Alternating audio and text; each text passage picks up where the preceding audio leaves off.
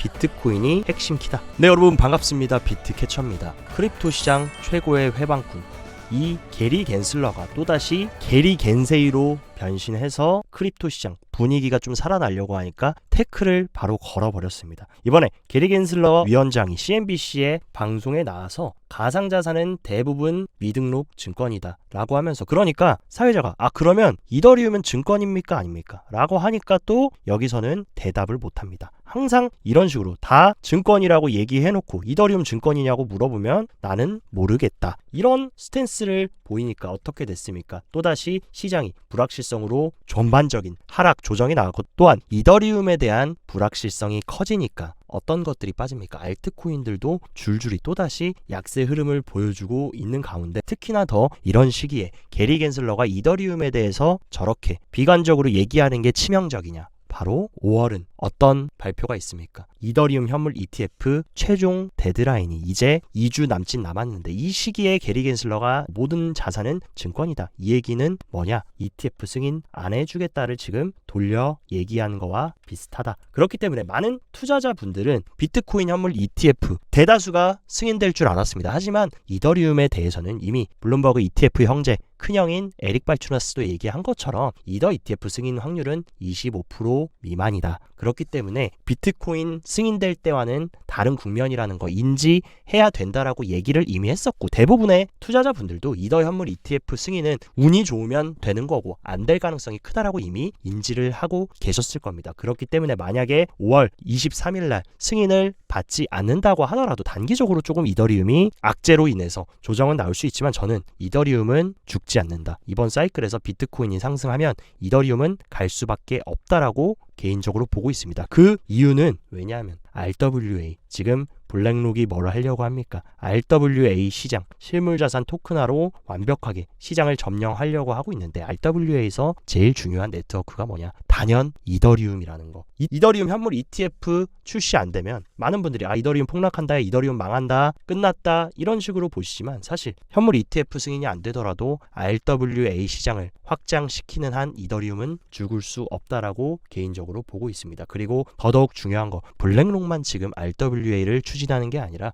홍콩의 금융관리국 또한 홍콩의 토큰화 시장 발전을 위한 표준을 형성하고 제안을 제공하기 위해서 다양한 업계 대표들로 구성된 프로젝트를 설립하겠다라고 발표했고, 그리고 유럽의 금융허브인 스위스까지, 스위스 국립은행은 CBDC보다도 토큰화 자산 RWA를 더 선호한다. 그러니까 지금 전통 금융 시스템은 전부 다 실물 자산들을 온체인상으로 이동시키는 RWA 실물 자산 토큰화를 진행하려고 하는데, 여기서 가장 중요한 게 뭐냐? 이더리움이다. 그렇기 때문에 이더리움 현물 ETF가 승인이 안 된다라고 하더라도 RWA 시장이 확장되는 한 이더리움은 죽을 수가 없고, RWA 시장은 토큰화 자산 연합까지 구축을 하면서 여기에 핵심 플레이어들이 누굽니까? 크립토 시장의 가장 큰 플레이어, 서클부터 코인베이스, 온도 파이낸스, 여기에 솔라나, 체인링크, 아발란체, 그리고 이번에 블랙록과 토큰화 펀드를 출시한 시큐리타이즈까지, 이런 식으로 연합까지 형성했기 때문에 이더리움을 계속해서 하입시켜서 갈 것이다. 그리고 토큰화 자산 연합에 공개된 신규 회원, 원래 기존의 창립 멤버는 누가 있었습니까? 에이브와 함께 베이스, 센트리퓨지, 서클, 코인베이스, 크레딕스, 골드, 핀치로 구성되어 있었는데, 여기에 추가적으로 새로운 회원들이 참여했습니다. 아발란체, 팩트, 체인링크, 파이어블록스, 캐록, 메이플, 오블리게이트, 운도, 파라파이, 폴리곤, 프로비넨스, 블록체인, 리퍼블릭, 시큐리타이즈, 솔라나 파운데이션, 스테이크하우스, 파이낸셜까지, 여기에 새로 이번에 토큰화 자산 연합에 포함된 연합들 멤버들만 보더라도 이 시장이 얼마나 확장되고 이번 사이클의 핵심 내러티브인지 인지하실 것이라고 생각합니다. 그리고 더더욱 중요한 이더리움의 아버지인 비탈릭 부테린, 확신의 천재상인 비탈릭 부테린은 계속해서 이더리움 신규 개발을 하고 있고, 계속해서 비탈릭은 향상된 유용성과 보안성을 제공하기 위해서 열심히 일을 해주고 있다. 그러니까 이더리움 현물 ETF는 승인이 안 되더라도 이더리움은 죽지 않습니다. 그러니까 걱정하실 필요 없다. 그리고 최근 펀드의 유출량이 4주 연속으로 유출이 나오면서 전반적으로 비트코인도 기술적인 눌림을 보여줬는데, 여기서 우리가 봐야 되는 재밌는 사실, 비트코인은 유출이 됐는데 희한하게 펀드에서 이더리움으로는 유입이 들어왔다. 이게 과연 시사하는 게 무엇일까? 그리고 더욱더 중요한 거 크립토 시장 펀드 유입을 보면 미국이 압도적으로 빠지면서 시장이 조정이 나왔지만 이것을 어느 정도 상쇄해주는 새로운 홍콩이라는 세력들이 유입이 들어와 주면서 어쨌든 미국이 매도한다 그래도 상쇄를 해주는 굉장히 긍정적인 보험이 하나 생겼다라는 거. 또한 이더리움이 죽을 수 없는 가장 큰 이유, 이번 미국 대선에서 대통령이 될 가능성이 굉장히 큰 도널드 트럼프 지갑을 보면 트럼프가 가장 많이 가지고 있는 코인 뭡니까? 본인 림코인 다음으로 많이 들고 있는 게 이더리움이고 이더리움을 무려 420개나 보유를 하고 있습니다. 그렇다면 만약에 트럼프가 대통령이 된다. 그럼 이더리움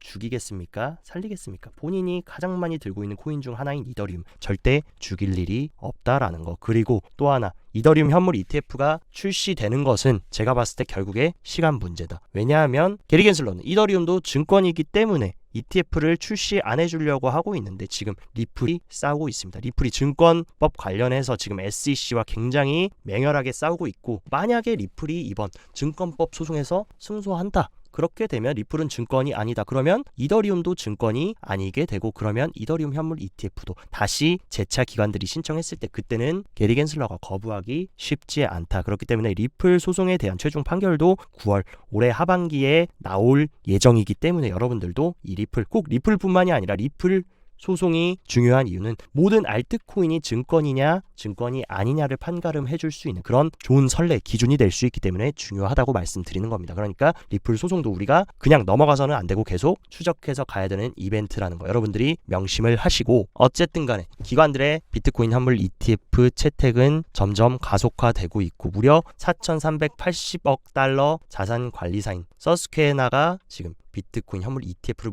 무려 13억 달러나 매입했다. 그러면서 최근에 그레이스케일의 현물 ETF 유입이 들어왔던 이유도 서스퀘나가 엄청나게 많은 그레이스케일의 현물 ETF를 매집해줬고 그 외에도 많은 굴지 ETF들을 굉장히 크게 매수했습니다. 근데 이 서스퀘나가 얼마나 큰 규모의 기관이냐. 서스퀘나 인터내셔널은 세계 최대 규모의 자기 매매 회사 중 하나다. 그리고 모든 상장 금융상품이 자산 클래스를 거래하고 매일 전 세계 거래소에서 수백만 건의 거래를 처리하는 이런 전통 기관들까지 지금 비트코인을 하나 둘씩 지갑에 담고 있다라는 이 사실이 비트코인이 단기적으로 오르냐 떨어지냐보다 더욱더 중요하다라는 거. 그리고 비트코인 옵션 거래자들이 9월에 비트코인 가격 10만 달러를 넘어설 것으로 지금 예상한다고 베팅하고 있습니다. 근데 비트코인 옵션은 개인들이 많이 거래합니까? 기관들이 거래합니까? 거의 대다수의 옵션 거래자들은 기관 투자자들이 많다. 그 얘기는 기관 투자자들이 시장을 불리시하게 보고 있다라고 볼 수 있고 가장 많은 배팅을 걸고 있는 옵션이 뭐냐? 9월에 비트코인이 110K 가는 거. 그렇다라고 하면 110K면 지금 가격이 해봐야 60K인데 최소한 2배가량 상승할 수 있다라는 거. 그것도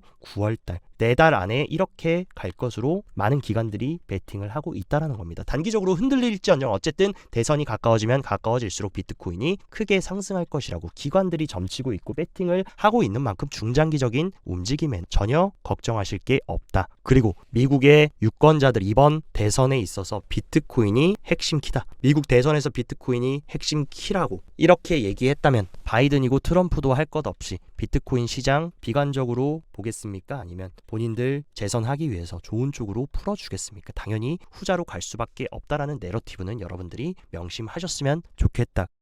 그리고 어쨌든 시장이 불안하고 여러 가지 매크로적인 이슈, 지정학적인 이슈가 아직도 내재되어 있지만 모든 것을 다 뚫고 견인해줄 수 있는 키워드 뭡니까? 바로 AI입니다. 근데 지금 마이크로소프트부터 구글 이런 굴지의 초대형 빅테크들이 오픈 AI에 맞설 새 AI 모델을 학습을 하고 있고 초대형 빅테크들은 모두 AI라는 이 키워드에 완전히 사활을 걸고 있습니다. 또한 최근 골드만삭스 같은 경우도 AI의 대장주 엔비디아 주가가 추가적으로 22% 상승할 수 있고 목표 주가를 상향시키면서 굉장히 불리시하게 AI 섹터가 상승할 수 있을 것으로 점치고 있습니다. 그리고 실제로 엔비디아 차트 같은 경우도 기술적으로 눌림을 줬지만 금세 다 회복하면서 다시금 상승하는 추세를 보여주고 있고 실제로 크립토 시장도 AI 강세에 따라서 어떤 흐름으로 상승합니까? 주간 상승률을 보면 RNDR부터 아리브, 아이오즈, 니어 프로토콜, 아직스, 그래프, 월드코인 다 뭡니까? AI 코인들이 지금 굉장히 강한 방어력을 보여주고 있습니다. 그렇기 때문에 AI가 하입을 계속 받는다라고 하면 AI 코인들도 당연히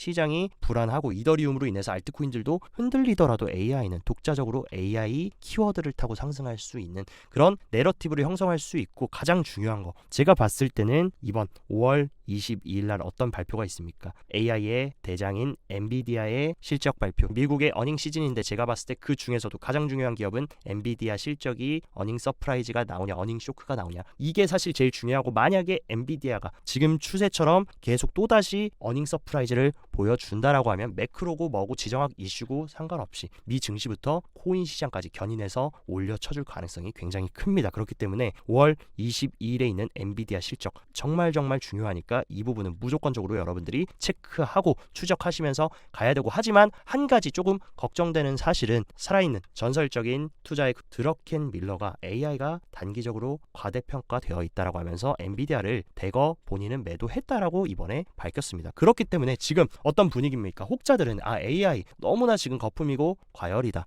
혹자들은 AI 물론 많이 상승한 건 맞지만 성장성, 포텐셜을 우리가 기대해보면 아직도 잠재력은 많다. 근데 그것도 엔비디아 실적이 제가 봤을 때는 증명해줄 것으로 보입니다. 그렇기 때문에 드러켄 밀러는 워낙에 저는 워렌 버핏보다도 굉장히 신뢰하는 투자자고 정말 투자를 잘하는 투자의 그루라고 생각하는 사람인데, 이 사람이 AI가 단기적으로 과대평가되어 있다라고 발언한 만큼 이 부분은 참고를 하시면서 AI에 좀 접근하시는 게 좀 현명하지 않을까라는 생각을 합니다. 그리고 전반적으로 지금 알트코인들 어떤 상황입니까? RSI 히트맵을 보면 알트코인들이 완전히 태초 마을로 돌아갔고 저평가 구간으로 다 진입했습니다. 물론 지금이 무릎인지 정강인지 어제 영상에서도 말씀드렸지만 발바닥인지는 몰라도 한 가지 확실한 거, 무릎 아래 어딘가에는 위치하고 있다라는 것은 부정할 수 없는 사실이고, 좋은 섹터, 좋은 내러티브에 포함되어 있는 포텐셜이 있고 펀더멘탈이 있는 좋은 알트코인들도 여러분들이 선별적으로 잘 지금 박앤세일 구간에 모아두신다면 분명히 무릎에서 어깨 부근 올라갔을 때 우리한테 좋은 성과를 안겨줄 가능성이 크다. 그렇기 때문에 선택적으로 지금 세일을 많이 해준, 가치 대비해서 굉장히 많이 빠져줬기 때문에 패닉셀로 인해서 빠졌을 때 우리는 좋은 것들을 지금 옥석을 가려가지고 잘 줍줍해야 되는 시기라는 거 명심하셨으면 좋겠습니다. 그리고 계속 비트코인은 흔들리고 뭔가 더 빠질 것처럼 하고 있지만 업비트 계좌로 추정되는 미스터백 지갑에서는 계속 비트코인을 추가 매집하면서 꾸준히 고래들은 매집세를 이어가고 있고, 파이어 차트 움직임을 보더라도 개인들은 다시 완전히 풀 매도세로 전향했지만 가장 큰 고래인 갈색 고래들은 개미들의 물량을 받아서 다시 풀 매수세로 진입했고, 어쨌든 상단에는 66K의 희미한 매도벽이 위치해 있지만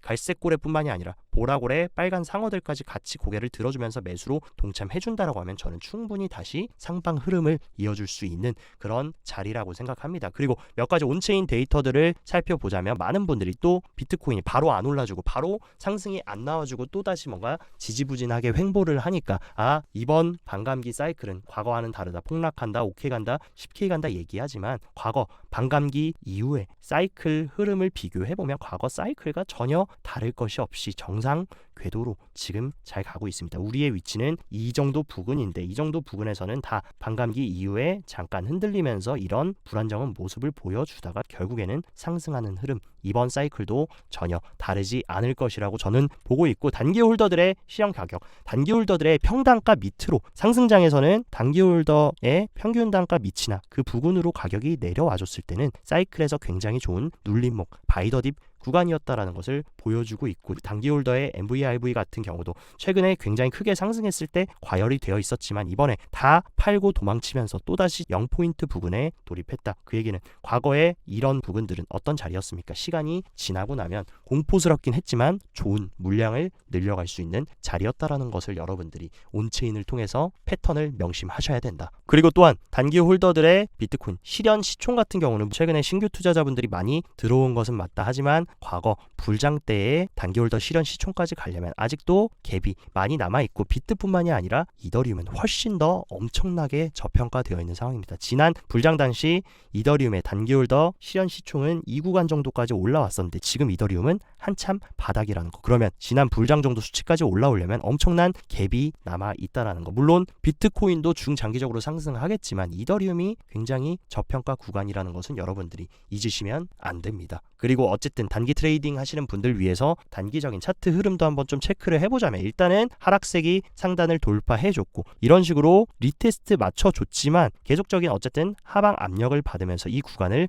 버티고 있습니다. 근데 최악의 시나리오는 다시 이 쐐기 안으로 들어와 준다라고 하면 우리가 하방 다시 한번 또 56K를 테스트하러 갈 것이고 오늘 일봉 종가로 만약에 이 쐐기 상단 리테스트 지지를 잘 해준다라고 하면 저는 재차 상승하는 무빙을 보여줄 수 있다. 그렇기 때문에 이 쐐기 상단 부분 제가 봤을 때 60K를 일봉 종가로 지켜주냐 못 지켜주냐가 굉장히 중요할 것으로 보이니까 이 구간은 여러분들이 꼭 잘 체크하셨으면 좋겠습니다. 그리고 최근에 강한 거래량이 들어오면서 장대 양봉을 만들어줬던 이 일봉의 핵심 캔들의 허리 부분 눌리더라도 이 쐐기 안으로 들어오더라도 이 구간을 잘 지켜주면서 기간 조정 주면서 쐐기 바깥으로 이탈한다라고 하면 충분히 저는 중장기적으로 5월달에 약간의 커브를 그려주면서 가줄 패턴도 우리가 감안하셔야 된다라는 거 명심하셨으면 좋겠습니다. 네, 오늘 영상도 시청 진심으로 감사드리고 영상 도움되셨다 하시면 좋아요 구독 눌러주시고 더 자세한 투자 전략 궁금하다 하시면 영상 하단 고정 댓글에 제가 운영하는 텔레그램 방 활짝 열어놨으니까 이쪽에서 정보 잘 참고하셔서 성공적인 투자 계속 이어나가시길 바랍니다. 오늘도 시청 진심으로 감사드리고 여기까지 비트캐쳐였습니다.